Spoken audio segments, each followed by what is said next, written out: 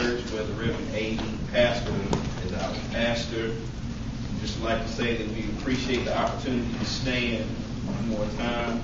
We're thankful for the invitation to be able to be here. To the pastor of this great church, Pastor Perkins, to the deacons, mothers, and the wedding congregation. There is a word from the Lord. Amen. All right. We want to go to the Old Testament.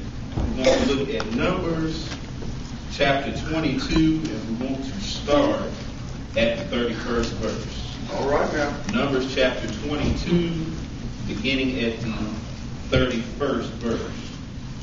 Yes, sir. That's good stuff. When you reach that, let it be known by saying amen. Amen. Amen.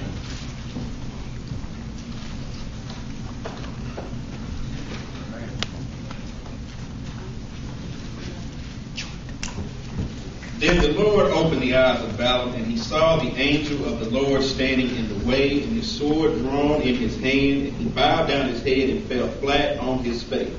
And the angel of the Lord said unto him, Wherefore hast thou smitten thine ass 3 times? Behold, I went out to withstand thee, because thy way is perverse before me. And the ass saw me and turned from me these 3 times. Unless she had turned from me, surely now also I had slain thee and saved her alive. And Balaam said unto the angel of the Lord, I have sinned, for I knew not that thou stoodest in the way against me. Now therefore, if it displeases thee, I will get me back again. And the angel of the Lord said unto Balaam, Go with the men, but only the word that I shall speak unto thee, that thou shalt speak. So Balaam went with the princes of Balaam. Amen. Right. And if we were to use the thought for the morning, it would be 2 plus 2 equals 4. It's that simple. All right. 2 plus 2 equals 4. It's that simple. That's it. That's it. Now, that's an equation that we've all been taught from grade school on. 2 plus 2 equals 4. No matter how you slice it, I can take 2 pennies and set them here, set 2 more here, but if I add them together, they will equal 4. Simple. Now, simplicity is defined as this: the freedom from difficulty or hardship. Okay. Now, in an attempt to find an example of simple living, we won't have to go any farther than to look at the life of a wild animal. Yes, sir. See, every animal from the largest to the smallest falls onto one side or the other. All right. They're either predator or prey. Yes, sir. See, there's no in between. They're either one or the other. Right. Now, the simplicity in which these animals operate in has allowed them to thrive and flourish in just about every part of the world. You see, there's no mashup of roles, and because of this, there's a natural harmony and a balance maintained, because there's not a struggle over who belongs where. Come on, man. Come on. See, animal senses are even heightened because they're operating in their appointed role. And you know, cows will sometimes group together under a tree because they sense a storm, or dogs may seemingly bark at thin air, but oftentimes they're sensing a threat that is near. And you see, we as Christians can stand and take a lesson from the animal kingdom. Come on. And the lesson is simply this: 2 plus 2 equals 4. It's that simple. Come on, brother. See, some would argue that a dog doesn't have to pay bills, or a cow doesn't go to a 9-to-5 job. Now, you would be correct, but watch this. You see, unlike animals, we as Christians will create chaos and discord in our own lives by trying to integrate the things of God with the things of the world. You see, we want God, but we aren't ready to let go of our worldly ways. Come on, man. You see, in nature, when a hot and a cold front meet together, they'll produce a tornado. See, in case you never realized, a tornado is the very embodiment of chaos. Yes, sir. You see, it destroys whatever is in its path. You see, this is the type of atmosphere that we as Christians have created in our own lives. Come on. You see, the tornado of sin has an appetite for destruction, and it is relentless in its efforts to destroy us. Yes, sir. You see, we're setting ourselves up for disaster by continuing in his sinful nature. Revelations 3:15 and 16 in the Amplified Bible says this: I know your record of works and what you are doing.